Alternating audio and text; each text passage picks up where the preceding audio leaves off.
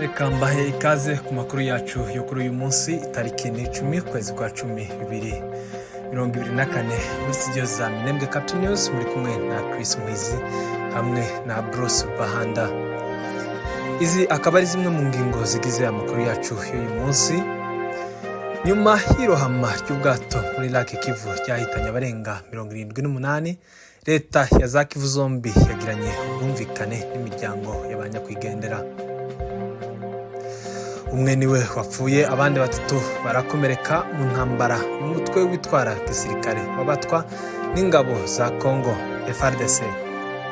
Umupilote yitabye Imana ubwo yaramaze guhagurutsa indege ya sosiyete Turkish Airlines ava muri Leta Zunze Ubumwe za Amerika yerekeza Istanbul.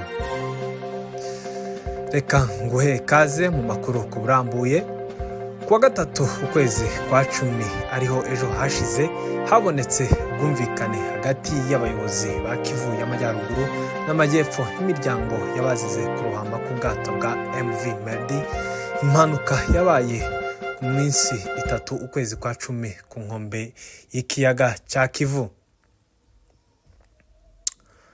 Iyi miryango yasabaga guverinema uruhushya rwo kugarura irambo yabo mu rwego rwo gutegura imihango yo gushingura mu cyubahiro aho yari iri imbere.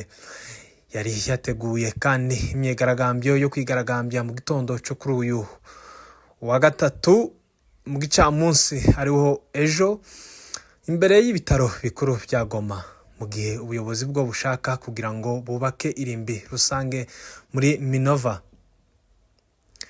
Mu ijambo yahaye iyi miryango mu bitaro bikuru bya Goma ku gicamunsi cyo kuri uyu wa gatatu, guverineri wa Kivu y'Amajyepfo Jean-Jacques Purusi yagaragaje ko imiryango ishaka kugarura imirambo yabo bakunda yemerewe kubikora hagamijwe gutegura imihango yo gushingura, ndetse yemeje ko imirambo yose igomba gushingurwa mu majyepfo ya Kivu izasubizwa mu ntara yabo kuwa gatanu tariki ya 11 ukwezi kwa 10 ku nkunga ya guverinoma y'intara.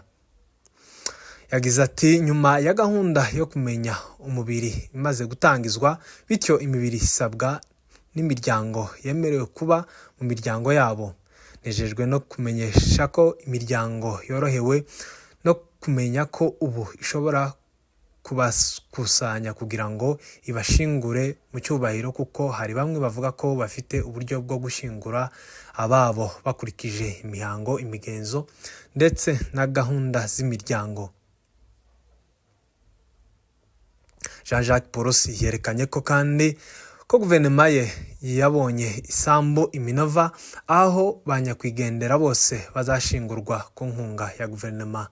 Inasezeranya kandi ko izita ku bintu byose bizatunga imiryango.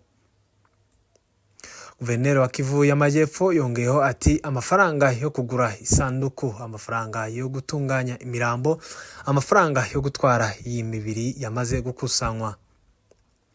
Mu yandi makuru ava mu gihugu cya Congo nuko umuntu umwe ari we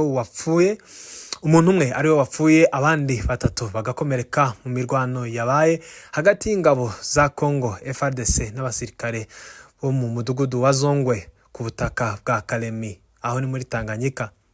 Amakuru aturuka muri ako gace avuga ko inka zishwe kandi imidugudu myinshi ko muri kariya gace yasizwe n'abaturage bayo muri iyo mirwano.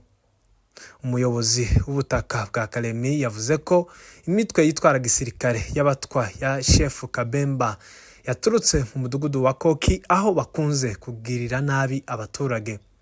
John Mutombo asobanura ko abo bagabye igitero babatwa bifatanije n'izindi mbaraga mbi zo gutera umudugudu wa Zongwe.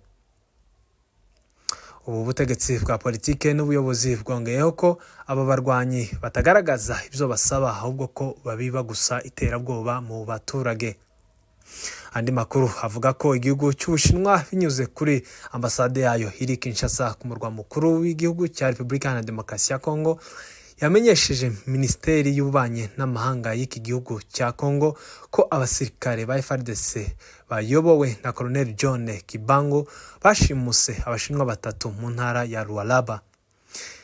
iyi ambasade y'Ubushinwa Kinshasa mu kumenyesha Minisiteri y'Ububanyi n'Amahanga ya Kongo ko abashinwa batatu bashimuswe, yakoresheje inyandiko igaragaza ko aba bashinwa bashimuswe kuva tariki ya 30 ukwezi kwa 9 2024. Ivuga ko bashimuswe ubwo bari mu kirombe giherereye mu gace ka Kolwezi ho mu ntara ya Lualaba. Abashimuswe barimo umuyobozi wa sosiyete Good Time Steel Congo Investment Sarel ikorera ubucuruzi bw'amabuye y'agaciro muri Kolwezi, Wang Jialong. Iyi ambasade yasobanuye ko ubwo aba bashinwa bashimutwaga bashinjwaga kubika amasasu mu buryo bunyuranyije n'amategeko kandi nta kimenyetso na kimwe kibigaragaza. Ubu aba basirikare bakaba bari gusaba ibihumbi 100 by'amadolari y'Amerika kugira ngo babarekure. Ambasade yagize iti aba basirikare bataye muri yombi abashinwa batatu basaba iyi sosiyete kwishura amadolari ibihumbi 100 by'amadolari kugira ngo barekurwe. Ubu hashize icyumweru isosiyete itagishobora kuvugana n'aba bantu. Muri izo nyandiko kandi za ambasade y'Ubushinwa zamaganye ishimutwa ry'abantu babo, isobanura ko rinyuranyije n'amategeko n'uburenganzira bw'abanyagihugu. Yanasabye guverinoma ya Kinshasa gukurikirana iki kibazo. Andi makuru aturuka mu mahanga n'ay'umupilote wa Turkish Airlines witabye Imana nyuma yo guhagurutsa indege muri Leta Zunze Ubumwe za Amerika. Abagenzi batunguwe no kumva umupilote batangiranye urugendo atwaye indege yapfuye bari mu kirere.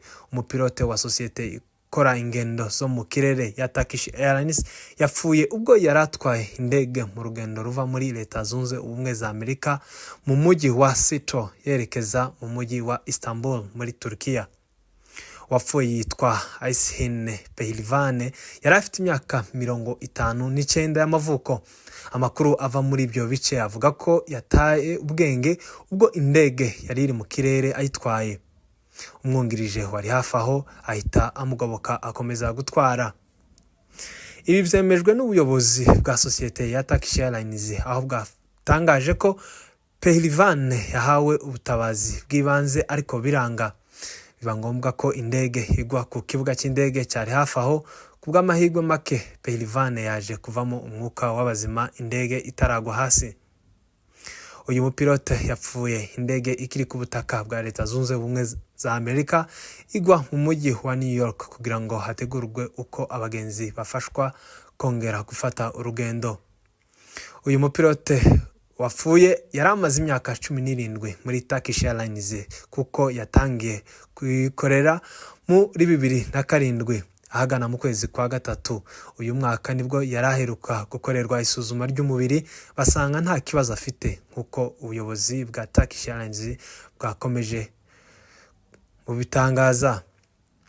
Reka mbashimire mwebwe mwakomeje kubana natwe muri aya makuru tubagezaho buri munsi, tubibutsa gukora subscribe kuri chaine yacu ya YouTube ndetse ko mwadukurikiranira no kuzindi social media platforms zacu, Facebook page, Instagram. Website ni www.minembwecapital.com.